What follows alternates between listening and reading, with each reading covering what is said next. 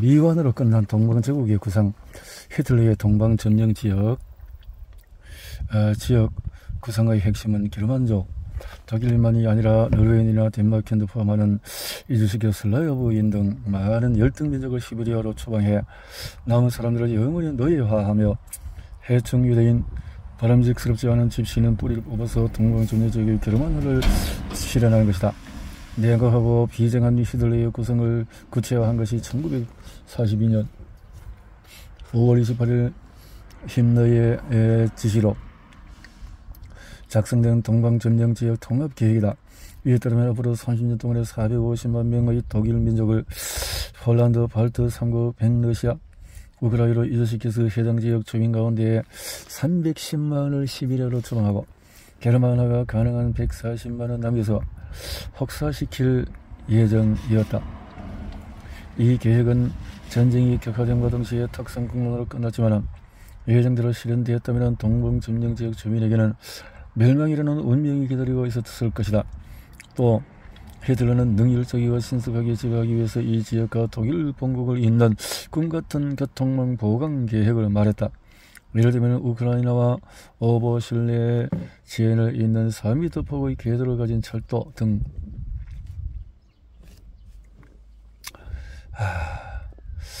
젊은이들과 여성도 조직하겠다. 히틀러 유겐트는 많은 여가기회를 젊은이들에게 제공했다. 독일에서는 20세기 초 이후로 반도 포결 등 청년운동이 활발해졌는데 이들 운동을 오로지 중간계급 이상의 젊은이들만 참여했다. 히틀러 유겐트는 이 청년운동 방식은 주말 교회에서 캠핑하거나 휴가여행을 참고로 노동자 가정이나 노동 젊은이들도 즐길 수 있게 했다. 농촌에서 수영장을 만들어서 큰 반향을 일으켰다. 마지막으로 제3제국 여성들의 상황을 살펴보자.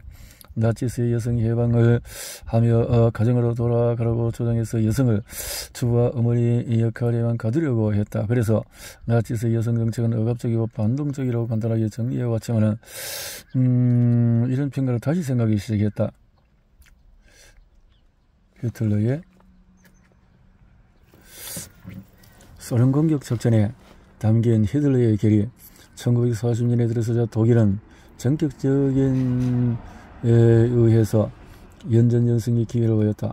4월에서 6월에 걸쳐서 덴마크, 베네룩스 3국, 노르웨이가 차례로 항복하고 6월 22일 프랑스도 독일에게 항복했다. 이 무렵에 히틀러는 중립국 스페인, 포르투갈, 스위스, 스웨덴과 대체하는 영국을 제외한 유럽을 거의 손안에 넣어서 권력의 정점에 선 듯이 보였다. 히틀러는 그의 인종 이론에서 봐도 영국과 싸울 생각은 없고 영국이 강화 수락으로 기울어지기를 기대했다. 이 기대가 물거품으로 돌아간 뒤에 7월 16일 히틀러는 총통지령 제16호를 발표하고 영국 본토 상륙 작전을 준비했다. 그러나 그 전체가 되는 제공권 확보 싸움에 져서 이 작전은 사실상 무기한 연기되었다. 영국이 항전을 계속하는 이유를 소련 때문이라고 생각한 히틀러는 자신의 본래 소망인 소련 공격 결의를 거쳤다.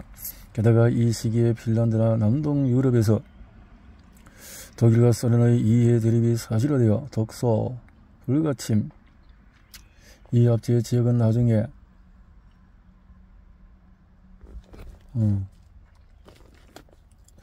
히틀러는 어떤 제국 건설을 꿈꿨는가?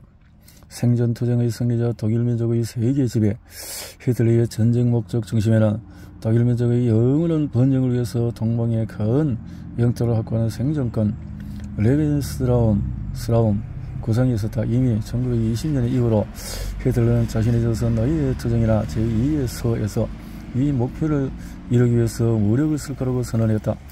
히틀러는 인간 역사의 의미는 토지 생존권을 둘러싼 인종, 민족 간의 영토 없는 치열한 생존투쟁이며 이 싸움에서 이긴 사람이 지배민족으로서의 군림하며 진 사람이 멸망한다고 생각했다.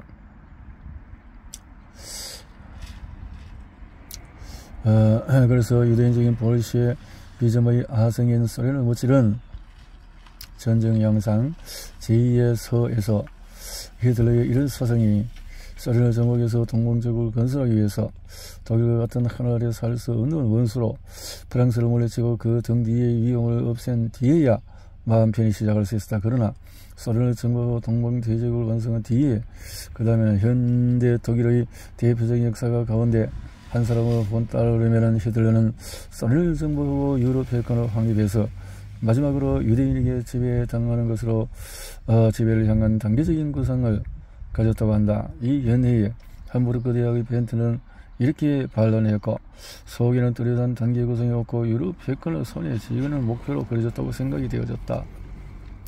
지금 온갖 무기로 자기 자신을 지키려 하지 않는 것은 자신을 실제로 포기하고 마는 것이다. 언론 자유, 그 무렵에 독일에서 유대교로 여겼던 프랑크푸르트 차이통 같은 신문이 부미의 상징으로 여겨졌기 때문에 언론의 자유는 히틀러에게 독일 유대인에 의해 의한 민족 기만과 국민 중독화 같은 것이었다. 그리고 그는 이 중독인 현재 어떤 방해도 받지 않으며 우리 국민의 혈액 안에 들어와서 효과를 드러내고 국가는 이 중독이라는 병을 박멸할 힘을 갖고 있지 못하다고 말하면서 나라의 무방비함을 한탄했다. 우수한 인종 족속의 전질한 국가가 아닌 그 자격을 갖춘 민족이다. 아리아인 지상주의. 히틀러는 아리아인 지상주의자로 국가라는 틀보다도 높은 가치의 문화를 창조해내는 인종을 중요시했다. 원디 아리아인이란 인도와 유럽어족을 모두 일컫는 말이어서 정의 내리기 위해 애매했다. 히틀러는 자신이 증오하는 유대인 일부만을 명예 아리아 인종으로 여겼으며 아시아인은 이루 민족으로 여겼었다. 그러다가 삼국 동맹을 맺은 일본이 우방국이 되자 이제는 일본인을 명예의 아리아 인종으로 여기며 논리를 짜맞추려고 했다. 마르크스주의가 승리하면 우리는 멸망한다. 반대로 우리가 승리하면 마르크스주의는 송두리째 뿌리 뽑힐 것이다. 우리 또한 인정사정 보지 않는다. 할 것인가 할 수 있는가? 1926년 마지막까지 항복을 거부한 것처럼 보이기 위해 할 것인가 할 수 있는가? 라는 자세가 히틀러에게 주어졌다. 이 자세는 측근들에게도 공유되어서 게링 원수는 수용소에서 폭력을 당하고 있던 공산당 동서 델만에게 다음과 같이 말하기도 했다. 만약 권력을 잡은 것이 너희들이라면 지금 너희는 나를 때리는 것으로 그렇게? 나는 오늘 다시 한번 예언자로서 말하고자 한다. 유대인들이 또다시 이런 국민을 세계대전으로 몰아낸다면 유대인종의 말살이 그 결과가 될 것이다. 예언이라는 이름. 1939년 이전해 11월 수정의 밤으로 알려진 조직적인 유대인 습격 체포가 독일 전 지역에서 일어났다. 이 연설은 언뜻 보면 만약에 뭐라면 뭐일 것이라는 형식이어서 유대인 말살을 불확정적인 미래로 말하는 것처럼 보이지만 사실은 그렇지 않다. 예언이라는 말을 씀으로써 미래에 그것이 일어나리라고 강한 확신을 갖고 말하는 것이다. 또한 우리 다시 한번 이라고 말함으로써 히틀러의 말은 반드시 현실이 될 것이라는 왜곡된 의지를 사람들에게 심어 주었다. 내가 옳았다는 것이 앞으로 더욱 분명해질 것이다. 홀로코스트 41년. 옳았다라는 것은 유럽 유대인이 위기에 빠질 것이라는 예언을 말한다. 이해의 6월 독소 전쟁이 시작되자 나치스 독일은 소련 침공지역에서 유대인 학살을 시작했다. 독일을 비롯해서 점령지에 있던 유대인들도 동쪽 지방으로 보내버렸다. 그리고 이듬해 1월 20일 나치 고관들은 유럽 유대인 문제의 최종 해결을 반제회의에서 토의하고 1942년 아우슈비츠 등의 절멸 수용소에서 유대인 홀로코스트를 시작했다. 폭격기 개발이 최우선 과제이다. 전투기 개발은 그 다음이다. 독일군은 전쟁이 시작되기 전 1938년부터 신형 전투기를 구성했다. 그들은 제트 엔진 개발을 시작했으나 히틀러는 폭격기를 고집한다. 연합국 군대의 대규모 폭격기에 대한 보복과 유럽 대륙에 침공하는 것을 막는 것이 히틀러의 목적이 있다. 독일군에 의해서 완성된 제트 엔진은 그 특성에 맞지 않아서 폭격 지역 작전에서 성과를 올릴 수 없었다. 뒤늦게나마 공군들의 전투에 투입된 제트기가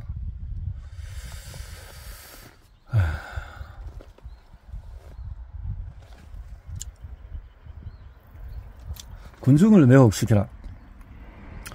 1933년 1월 사상 최고 선동가 파울 조세프 게벨스의 절대적인 도움을 받은 아돌프 히틀러는 독일 바이마르 공화국 대통령 힌덴부르크에 의해 수상에 임명되어 45년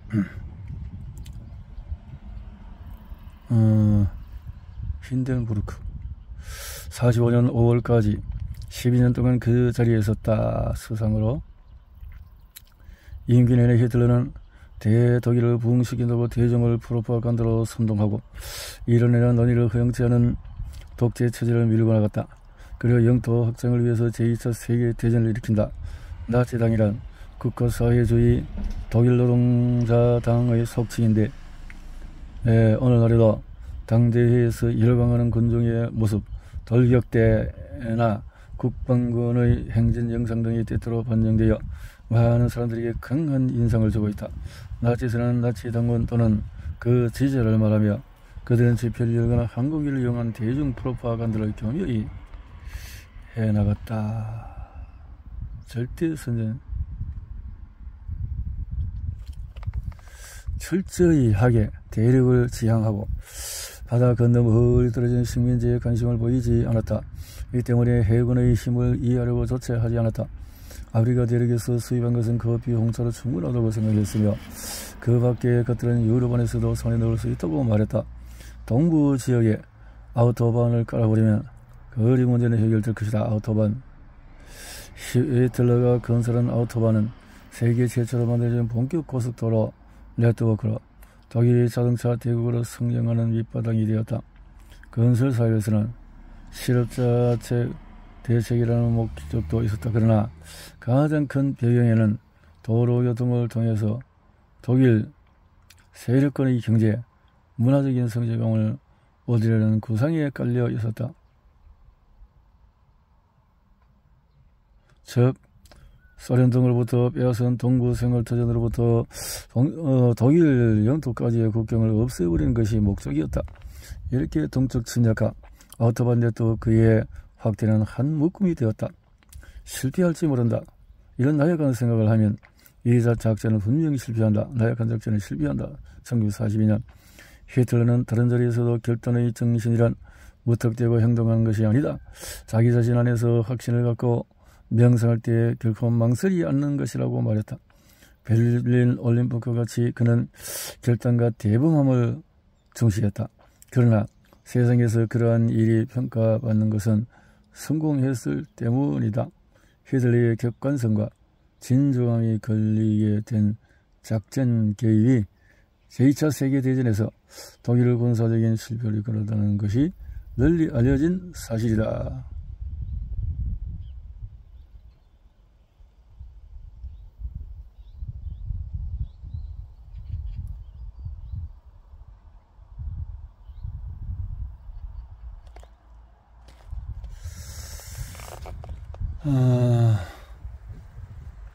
편집광. 감정적인 면에서 생긴 순수한 반유대주의에 대한 그 궁극적인 표현은 1919년 히틀러가 상사 마이어 장관에게 제출한 보고서의 한 구절로 이것은 히틀러 사상의 원형이 되었다.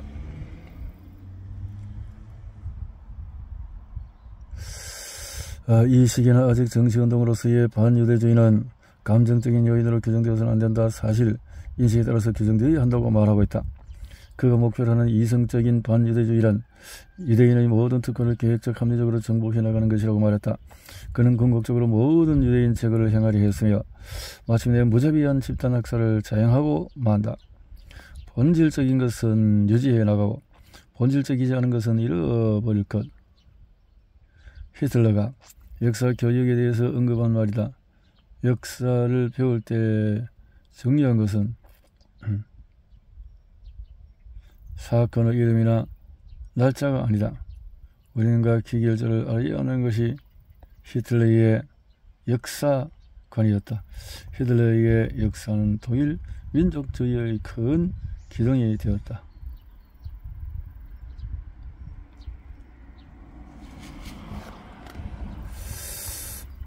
게벨스의 프로파간다. 애정. 나는 아버지를 존중하고 어머니를 사랑했다. 부모에 대하여 나의 터중에서 아버지 어머니를 히틀러의 아버지 알로이스는 세관 세무원이었는데 학식은 없었으나 세관 사무관이 된 것을 자랑스럽게 생각했다.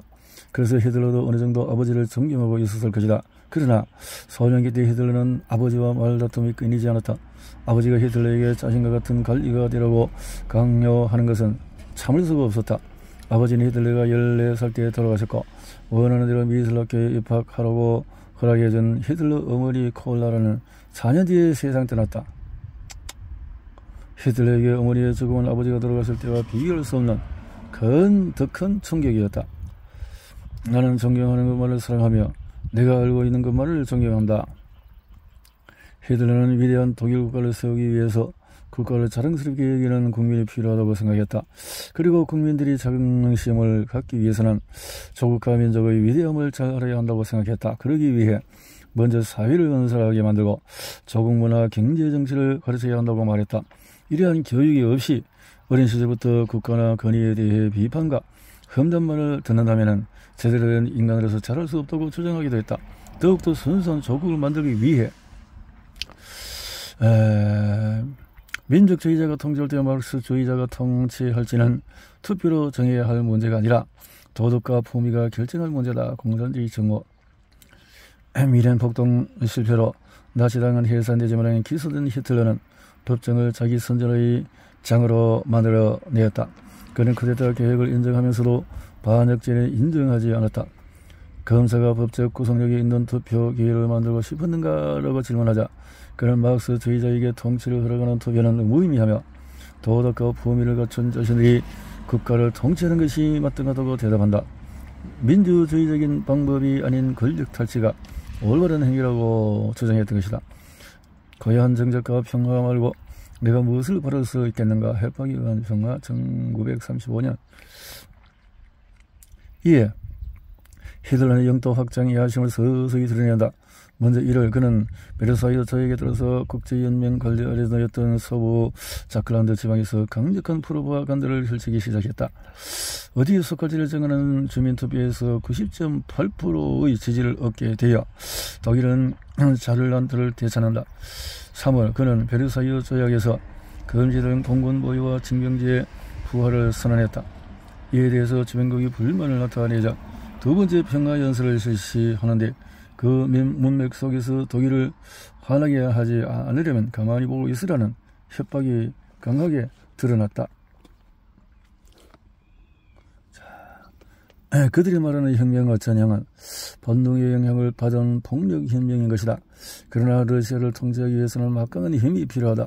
이 발언의 배경에는 러시아 영토를 빼앗아 아리아인의 피가 흐르는 일부 러시아인을 독일 교육으로 국민화해 지배하고 세계의 패권을 차지하려는 히틀러의 야망이 있었다. 기독교의 탄생은 인류를 덮친 최악의 사건이다. 기독교의 부정 1941년 7월 히틀러는 예수 그리스도는 아리아인의 피를 갖고 있다며 경애했다. 그러나 기독교는 예수가 죽은 뒤에 유대인들이 멋대로 그 교의를 고쳐버린 것이다.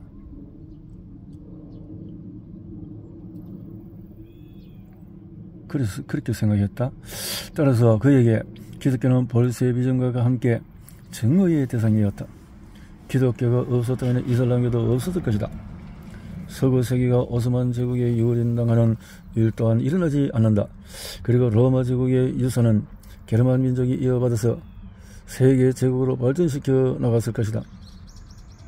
이것이 히틀러의 역사관이었다.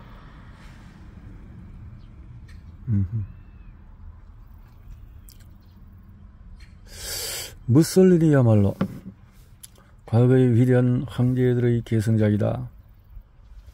무솔리니에 대한 정의 41년 7월 사회의 당원이었으며 여러 방면의 사상에 능통하고 학식이 높았던 무솔리니는 히틀러를 싫어했다.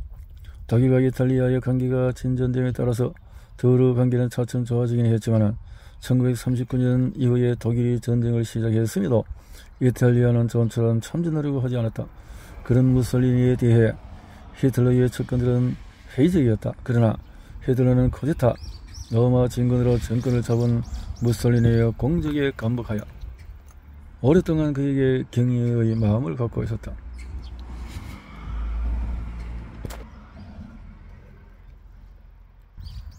스탈린이 1941년 반격할 것이라고 예측했다. 그렇기 때문에 먼저 손을 써서 전쟁을 시작해야 했다. 폴란드 중국 때처럼 먼저 싸움을 걸어왔기 때문에 행동, 정당성. 1941년에 파리에 대한 애정은 나는 파리를 파괴하지 않고 전쟁을 끝낼 수 있어서 참으로 다행으로 여긴다.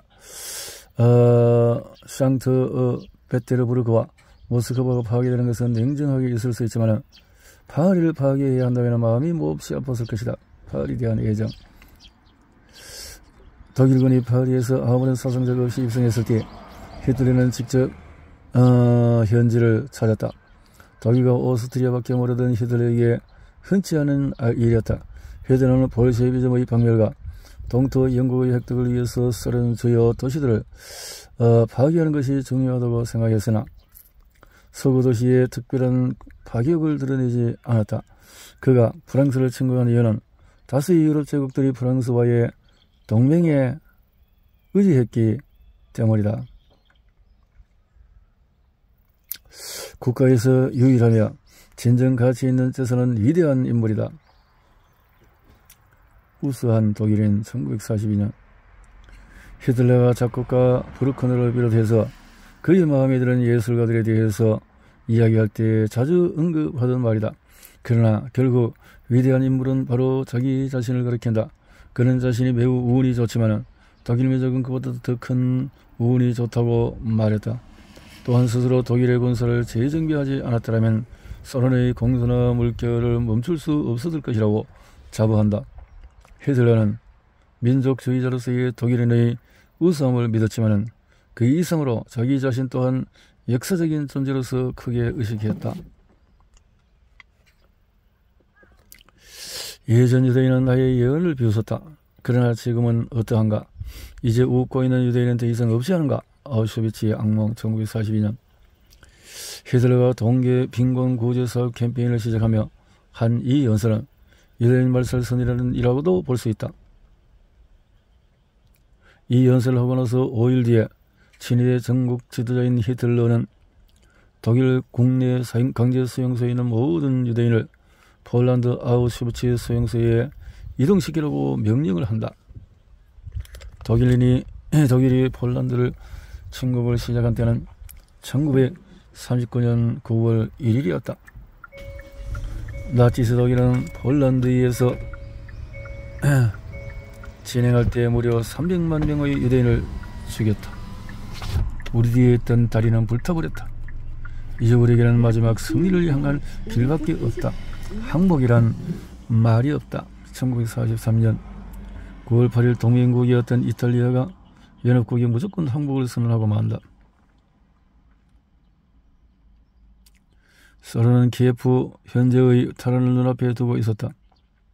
키우 소련군은 히틀러는 전쟁이 시작될 때부터 내가 모르는 유일한 단어는 항복이다라고 말해왔지만 독일의 패배의 조짐은 갈수록 짙어져 갔다. 그러나 오히려 그런 상황 때문에 히틀러는 더욱 마지막 승리를 향한 길밖에 없다는 말밖에 할 수 없었는지도 모른다. 만약 때가 온다면 섭리에 의해서 주어진 우리의 생활을 지키기 위해 이 전쟁을 새롭게 재검토해야 한다. 열세는 신의 뜻. 1943년 독일은 스탈린그라드에서 크게 패하고 나서 즐겁 후퇴하게 되고 자국당이 전쟁터가 될 가능성은 더욱더 현실로 다가오기 시작한다. 이 발언은 그것을 나타내고 있다. 섭리란 본디 자연계를 지배하는 법칙이나 법칙을 만든 창조주의 의사나 계획을 의미하는 말이다. 그러나 히틀러는 그것은 사람의 능력을 뛰어넘는 것이라고 의미를 바꾸었다. 순종이라면 견뎌내는 상황도 잡종은 견디지 못한 경우가 수없이 많다. 선열조의 나의 투쟁에서 순수한 아리아 인종 혈통을 고집했던 히틀러는 여러 인종의 피가 섞인 잡종에 대해서 위와 같이 말했다. 그에 따르면 여러 인종의 피가 섞이면 본디 가지고 있던 가치를 잃어버리고 만다.